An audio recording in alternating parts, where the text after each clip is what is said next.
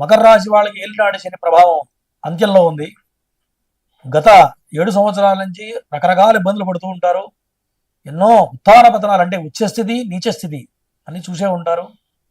మరి డబ్బులకి రూపాయికి వెతుక్కుండే పరిస్థితి మకర రాశి వాళ్ళు ఆల్రెడీ అనుభవించారు. మరి ఈ చెడు కాలం తొందరలో బయటపడబోతున్నది.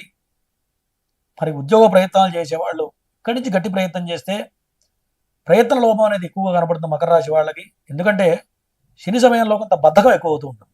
కాబట్టి మానవ తప్పిదం లేకుండా మన ప్రయత్నం లోపం లేకుండా కనుక ఉద్యోగ ప్రయత్నం చేస్తే ఉద్యోగం లేని వాళ్ళకి ఖచ్చితంగా మంచి అవకాశాలు దొరుకుతాయి.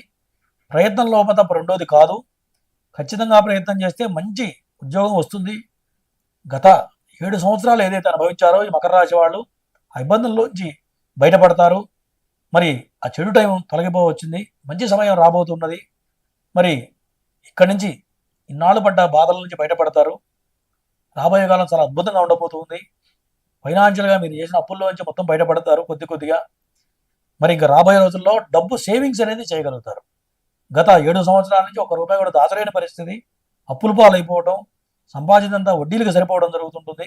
ఎంతో సంపాదించుంటారు, నష్టపోవడం, మళ్ళీ సంపాదించడం, ఖర్చు పెట్టడం. అంటే ఇప్పటివరకు ఎన్ని లక్షలు వచ్చినా అంటే ఎంత చెట్టుకు అంత గాలినట్టుగా మరి ఎవరి స్థాయిని బట్టి ఖర్చు వాళ్ళకు ఉంటుంది. కాబట్టి ఎంత సంపాదించినా ఇప్పటివరకు ఏం మిగలదు.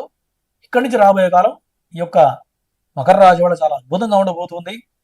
తర్వాత గురుగ్రహం కూడా పంచమంలో ఉండడం వల్ల సోదర విషయంలో విదేశీ ప్రయత్నాలు చేసేవాళ్ళు కానివ్వండి, విదేశీ విద్యకి వెళ్ళేవాళ్ళు, విదేశాల్లో ఉద్యోగ ప్రయత్నం చేసే వాళ్ళకి అనుకూల సమయంగా చెప్పబడుతుంది ఈ యొక్క మకర రాశి వాళ్ళు.